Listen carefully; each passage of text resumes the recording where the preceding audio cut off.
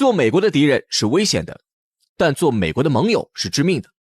当基辛格警告尼克松抛弃软文哨将会让其他的美国盟友对美国产生质疑，劝说尼克松政府不要放弃南越时，他大概不会料到这句话在未来被无数人断章取义，当成美国的行事风格。尤为讽刺的是，被断章取义之后的解读竟如此符合美国的所作所为。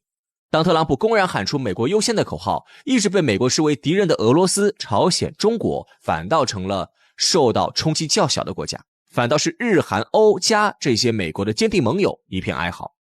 做美国的盟友为什么成了比当美国的敌人更致命的苦差事？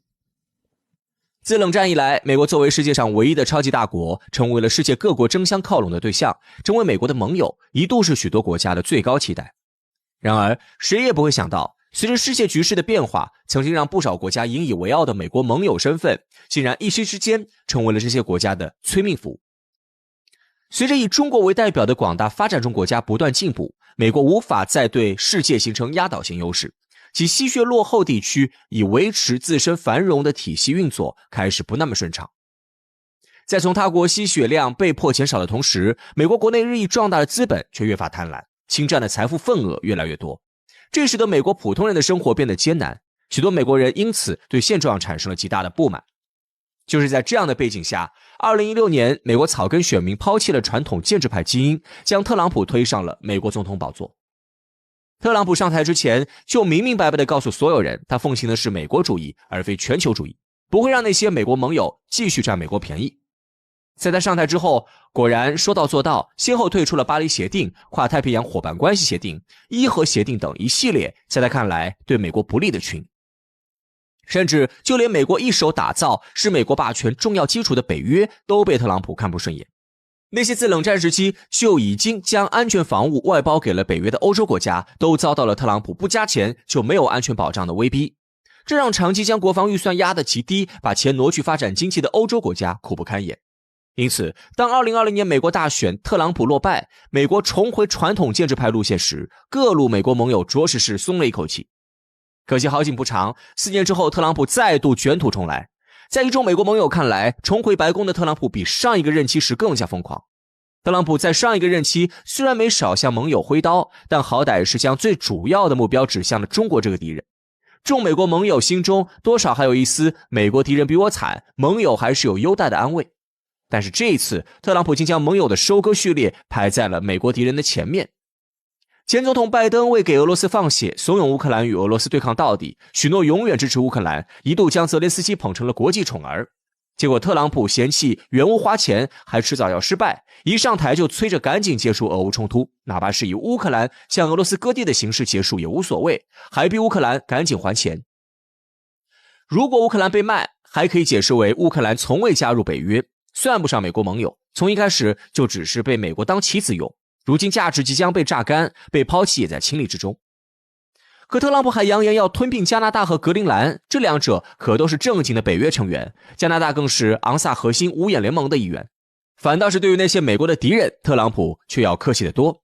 正在和乌克兰打生打死的俄罗斯自不必说，美国放弃乌克兰这件事本身就是在给俄罗斯送上大礼包。更何况美国在与俄罗斯接触时，除了讨论乌克兰问题，还谈到了双方恢复接触、美国解除制裁的话题。甚至就连被美国称为最危险的敌人，因反对美国霸权并且真正对美国霸权体系造成了冲击，而被历任美国政府视为重点打击对象的中国，待遇都比美国盟友强。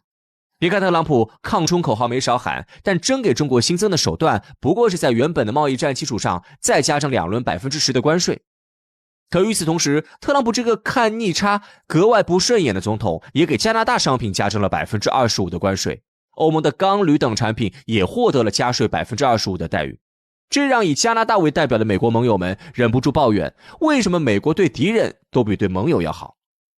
其实说美国对敌人比对盟友更好，实在是冤枉了美国。不管怎么看，美国政策针对中俄这些敌人的力度还是比针对盟友的力度要大上不少的。中美之间的贸易战、科技战已经持续数年，美国对中国的关税本就有较高的基础，再加上这2轮额外加征，总税率远高于美国盟友。更何况除了关税这种通用手段之外，中国不少企业都还背着美国的制裁，还是美国拉盟友联手制裁。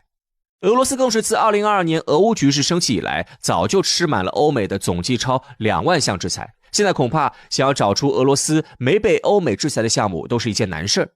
或者应该说，正是因为美国针对敌人已经将能打的牌都打得差不多了，却没能将对手打垮，没法从对手的垮台上吸食血肉。但此时美国的国内贫富分化、种族矛盾等一系列问题已经足够尖锐，美国的资本主义制度决定了它根本不可能从根源上解决这些问题，他们能够做的就是在经济形势好的时候分给弱势群体一点汤，给他们一线希望，以此缓解这些矛盾。而经济的发展总需要一个推力，要么是新的生产力革命，要么就是掠夺其他国家的发展成果了。近些年，世界生产力没有什么突破式发展，第三世界的小国体量太小，不够美国吃不说，美国掠夺这些国家时还遭到了中国的阻挠，使得掠夺成果远小于预期。无奈之下，已经意识到短期内打不垮敌人，又迫切需要回血的美国，才选择不顾道义，将屠刀对准了自己的盟友。甚至由于从外部吸血缓解内部压力的需求过于迫切，为了加快收割，美国会不惜在一定程度上与敌人合作，给外界造成美国对敌人比盟友好的幻想。同时，比起长期遭到针对打压，早已形成了一系列应对方案的美国敌人，美国盟友对美国背刺缺乏准备，无论是抵抗意志还是抵抗能力都极为差劲，让美国能够打出绝佳效果。论其抵抗意志薄弱，典型例子当如加拿大。面对美国经济吞并加拿大的威逼和其手 25% 全面关税，加拿大政客们的第一反应竟不是反制，而是组团赴美游说。全体加拿大省长一起出动，试图以帮助美国对付中国换取美国网开一面，结果不仅没能让美国解除制裁，反倒因为挑衅中国又吃了中国一期关税反制。至于抵抗能力差劲，就更是所有美国盟友的通病了。毕竟美国的盟友可不是想当就能当，不给美国纳上软肋，接受美国的影响控制，美国可不会将这个国家放心接纳进朋友圈。这就导致别看美国的盟友看起来一个个都是发达国家，实则无论经济还是军事都高度依赖美国，美国要对他们动起手来，一动一个准。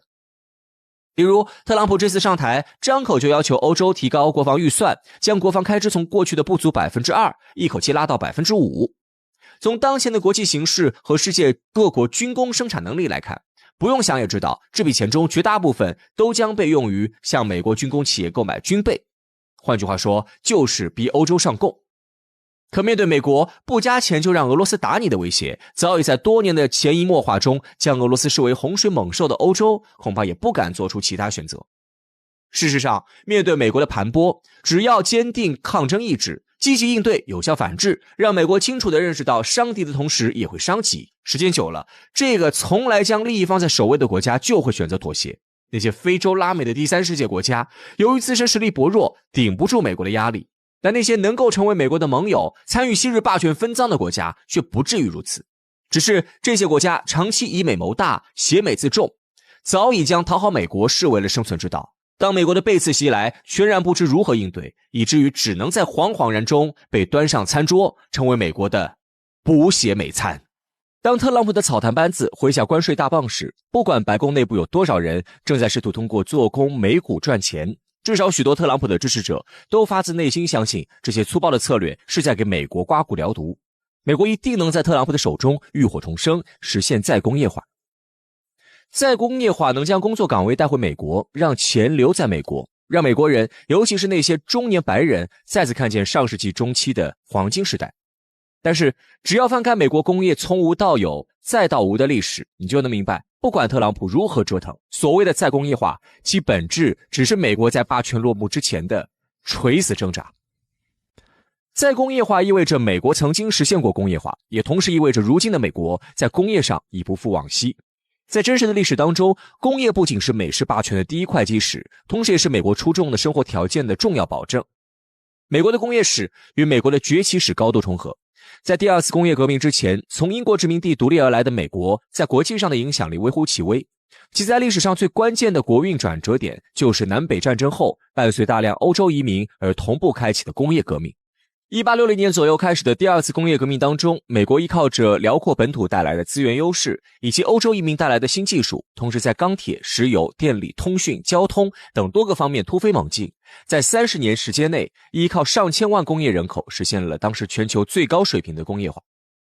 1900年时的美国修筑了全球最多的铁路、最多的高层建筑与桥梁，开采了全球最多的石油，生产了全球最多的电量。在钢铁产量一项上，当时的美国不仅拥有从开采铁矿石到炼钢的整个链条，还以1140万吨的钢铁年产量登顶全球。仅美国一国就生产了全球的 40% 钢铁。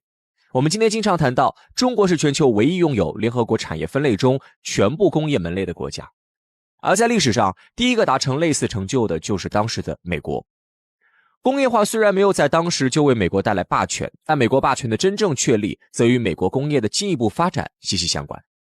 1890年，美国的工业产值第一次登顶全球首位。不过在当时处于世界中心的欧洲人眼里，美国富豪的形象是没修养的暴发户，美国商品的形象是粗制滥造的次品。因为美国虽然在工业产值上实现了登顶，在技术层面，相当多的技术应用建立在欧洲科学家的理论研究之上。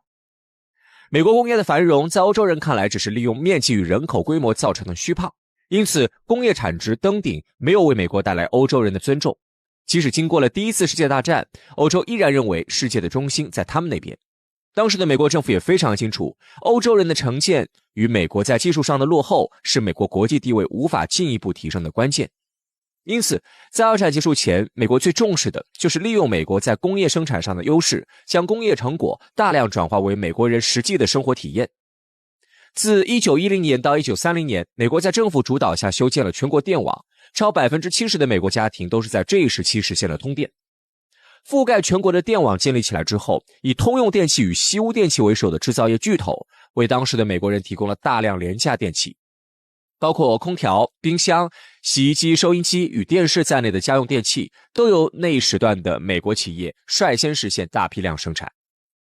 到1930年，在所有接通电线的美国家庭中，超过 80% 都拥有至少一台收音机。包括汽车在内的其他工业品的拥有量上，美国也遥遥领先于所有国家。高超的工业水平为当时的美国白人带来了世界范围内首屈一指的生活条件。同时也让美国在二战后抓住机会，用美国工业品占领欧洲，并顺利完成西方世界霸权向美国转移的整个过程。可以说，美式霸权的建立就是美国保持长期高水平工业化的必然结果。但如果工业化与国家命运息息相关，为何美国在战后会有去工业化？想搞懂去工业化，要从工业化的本质开始讲起。美国之所以能在二战前成为全球第一工业国，原因其实非常简单。从先天条件上讲，美国的资源天赋极其出众，同时19世纪数千万欧洲移民也为美国带来了工业化所需要的技术与人力资源。但是在资本主义世界，工业化的目的既不是提升国家综合实力，也不是提升美国人民的生活水平。完成全国工业化的美国资本，其开办公司、建设工厂的目的有且只有一个，那就是赚钱。在二战之前，全球化还没有深入世界的每一个角落。对于当时的美国资本家而言，美国不仅是他们开办的工厂的原材料来源地，同时也是他们的产品的销售地。因为无法从美国以外的市场赚到多少钱，当时的美国资本家不仅基本只能在境内投资设厂，同时为了让美国消费者有能力购买到他们生产的产品，避免因生产与消费脱节而导致的周期性经济危机，美国早在19世纪后就有了一些劳工改革。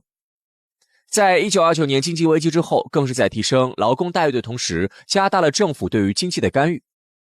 逐利本性是资本主义工业化的内在动力，然而当经济全球化随着海运成本的降低而成为普遍现实之后，美国的去工业化就成了资本主义所导致的必然结果。二战结束后，美国商品随着美国霸权的确立，快速流入急需重建的欧洲市场。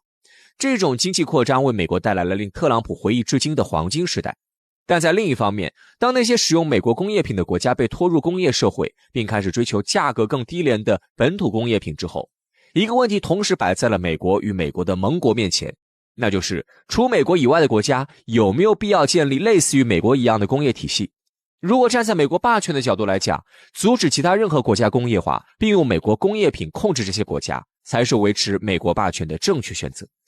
但是这种美国霸权的本质同美国人的追求却是相反的。对于美国资本家们而言，美国之外的国家有着崭新的市场与更低的用工成本，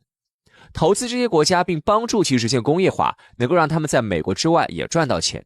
而对于美国大众来讲，美国本土商品受制于美国人的高工资，不可能很便宜。如果美国开始进口其他国家生产的廉价产品，能够直接减少美国人自己的生活成本。基于这种逻辑，美国自上世纪70年代确立美元霸权体系之后，开始了配套全球化的一系列建设。借助关贸总协定和 WTO， 美国资本家开始在境外大量投资设厂。在这些投资逐渐转化为境外工业能力的80年代，来自欧洲与日本的商品逐渐占领了美国市场。有了廉价的日本商品之后，美国人既不愿意去从事辛苦的制造业，也不愿意去购买相对而言更加昂贵的美国商品。这种状况导致大量美国工厂迁出，大批美国工人转行服务业或者从事纯粹的研究。这个过程就是所谓的去工业化。去工业化并不是文明的倒退，从世界范围内来讲，发达国家去工业化的另一面是发展中国家的工业化。但是美国之所以能在去工业化之后依然保证生活水准，其根源在于美元霸权下那些后发国家没有工业品的定价权利，只能按照美国人的要求将自己的商品以低廉的价格换为美元，然后通过购买美国的技术、能源与高端服务业再次将美元送回美国。美元与能源的绑定以及强大的美军是监督承接美国工业的后发国家不去跳出美国游戏规则的打手。可是对于那些承接美国工业转移的国家而言，他们进行工业化的目的不是为美国人生产廉价的产品，而是让自己的国民也过上类似美国人的好日子。因此，在工业水平提高到一定程度之后，像日本、德国、英国以及法国等国家都以各种方式试图突破美元霸权，避免美国对于本国工业的剥削。但是这些国家不管是试图技术突破，还是试图打造区域自由贸易团体，这些手段无一例外都遭到了美国的直接干涉。通过技术封锁、货币手段，甚至直接干涉，美国的辉煌战绩包括打碎日本半导体、搞垮法国阿尔斯通。然而这一切都基于一个前提，被美国制裁的国家没有能在美国面前掀桌子的军事实力。